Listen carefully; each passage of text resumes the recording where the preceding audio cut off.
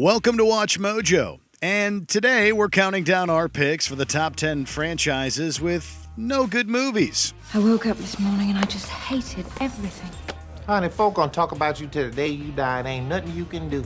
No matter how hard you try, you can't escape your destiny. For this list, we'll be looking at film series that have yet to give us a single decent installment. We'll only be including franchises that have at least 3 installments, whether they are part of the same continuity or not, or were released by different studios. We'll also be including spiritual franchises. The more opportunities the franchise had to deliver a quality film, and the worse those films actually are, the higher they'll rank.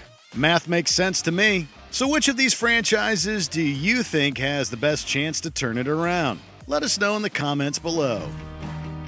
If you like what you're hearing, be sure to check out the full song at the link below.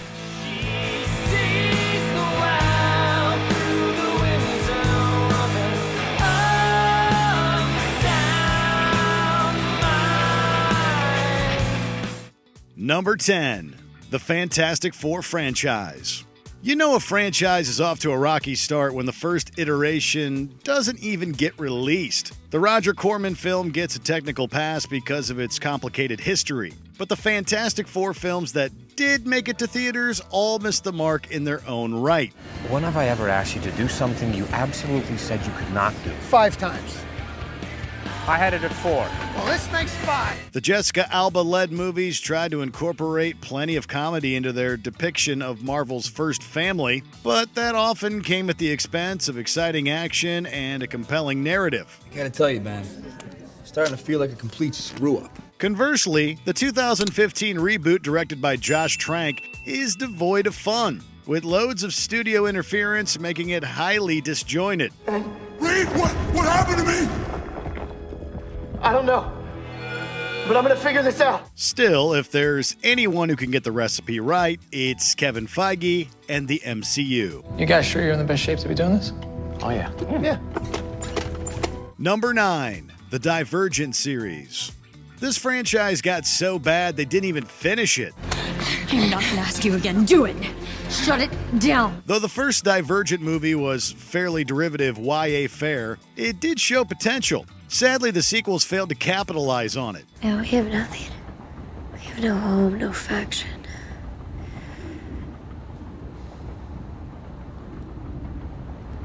I don't even know who I am anymore. Insurgent and Allegiant abandoned the central concept in favor of a lifeless rebellion storyline done better by other YA properties. Also, like plenty of YA adaptations, the studio opted to split the final book into 2 parts. This backfired, however, as the abysmal reception to Part 1 resulted in the 4th film being canceled altogether. Hello? Come on. You think you can ditch me like this?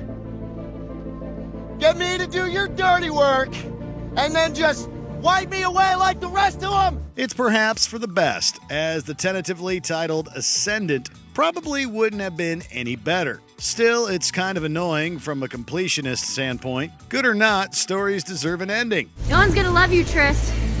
They're never even gonna miss you. This world will be better off without you. One less Divergent ruining everything. Number 8, the Medea franchise. If the Lord get me out of this, I'm going by the church. You better mean it, too. I'm going by the church. You better mean it. We respect that Tyler Perry has a huge and very loyal following, but as popular as his Medea movies are, very few of them come close to the realm of good. Honey, folk gonna talk about you till the day you die. There ain't nothing you can do.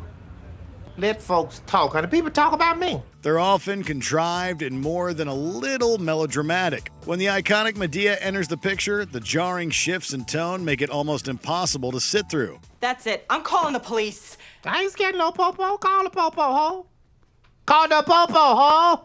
Sure, Perry's enthusiastic performance has made Medea something of a modern icon, but her many scenes of continuous banter with the other characters almost always grind whatever plot there is to a screeching halt. I don't go to court, okay?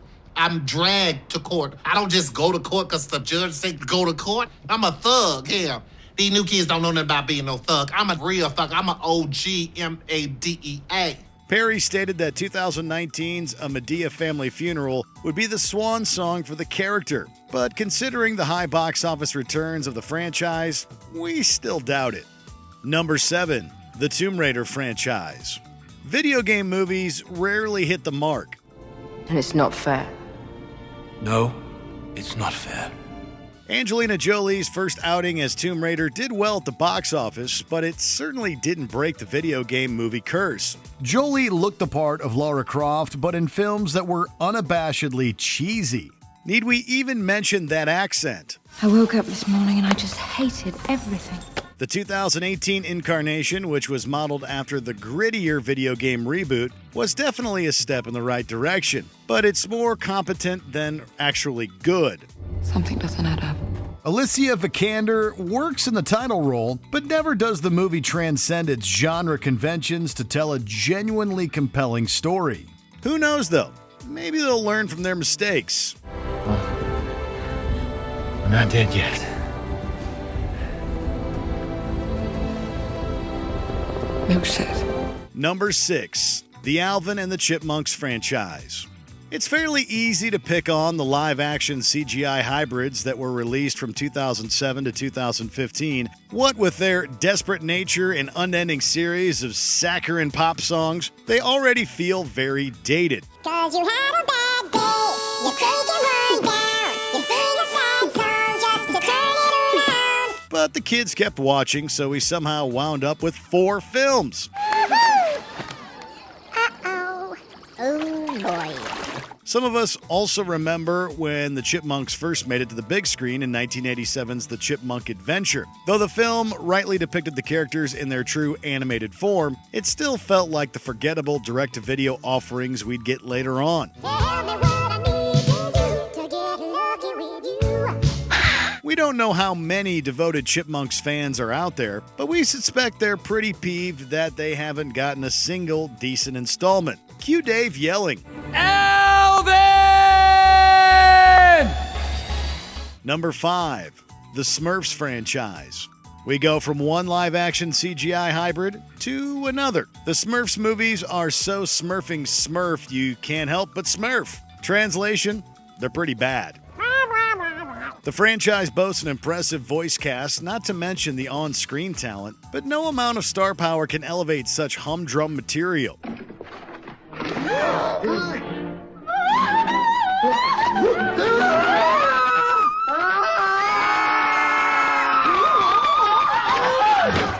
We can understand the principle of simply catering to the young demographic out there and letting the dollars roll in, but does the finished product have to be so scattershot? Did we please you, Father? No, you didn't. The series took a marginal step in the right direction with The Lost Village by returning to full-on animation, but we still think the franchise needs, like, artistic Smurf, to up the quality. No matter how hard you try, you can't escape your destiny. Number 4. The Resident Evil franchise. 6 movies, and not one of them considered good. They make for decent popcorn flicks, sure, but little else. And while the first film had some effective moments of claustrophobia, it's plagued by the same poor character development and over-reliance on CGI monsters that later defined the sequels. I don't want to be one of those things. Walking around without a soul. Indeed, the following installments felt so formulaic that seeing one called The Final Chapter was kind of a relief. Is that all you got? Because if it is, I'm gonna have to kill you. Of course, Hollywood doesn't let any property die, and so a reboot is scheduled to be released in September of 2021. Until then, my work is not done. While that one is reportedly going back to the horror roots of the video games, we're still not going to hold our breath. Video game movies still have a lot to make up for with cinema goers. Hey, boys. Is that any way to treat a lady? Number 3. The Atlas Shrugged Trilogy. Political and philosophical leanings aside, the Atlas Shrugged movies from the 2010s are plenty bad on their own merits. Get out of here. You do not come into my office and tell me what you will or will not allow me to. Taking on the Herculean task of adapting Ayn Rand's hefty and controversial novel of the same name, the filmmakers divided the story into 3 films. Spoiler, the fact that they recast every single role twice should give you a good indication of their quality or lack thereof. You still haven't answered my question. Why? To what purpose? When they're not unsubtly hammering home the book's ideologies, the movies pretty much bore the viewer to sleep with its plot developments. Oh, so you think money's the root of all evil? Have you ever asked yourself what's the root of money? Maybe Atlas really should have shrugged and spared us the viewing experience. Number 2, the 50 Shades Trilogy. It really doesn't get less sexy than this.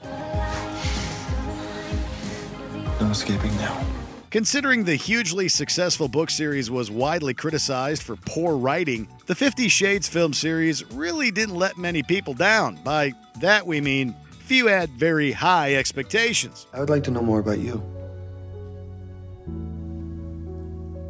There's really not much to know about me. The dialogue is stilted, the characters are unlikable, and the romance scenes don't have a whole lot of genuine romance to begin with. Don't crowd me. I need space. Oh, please don't do this. Christian. Don't give up on me. While you could pin a lot of it on the lack of chemistry between its stars, and trust us, we do, the basic plots at the core of these films are fairly ridiculous. And while that might sell tickets at the box office, they don't make for good cinema. I did what you wanted. I gave you what you asked for. You think you can humiliate me? Before we continue, be sure to subscribe to our channel and ring the bell to get notified about our latest videos. You have the option to be notified for occasional videos or all of them. If you're on your phone, make sure you go into your settings and switch on notifications. Number 1, the Twilight Saga. This is the franchise we have to thank for 50 Shades. I am hotter than you.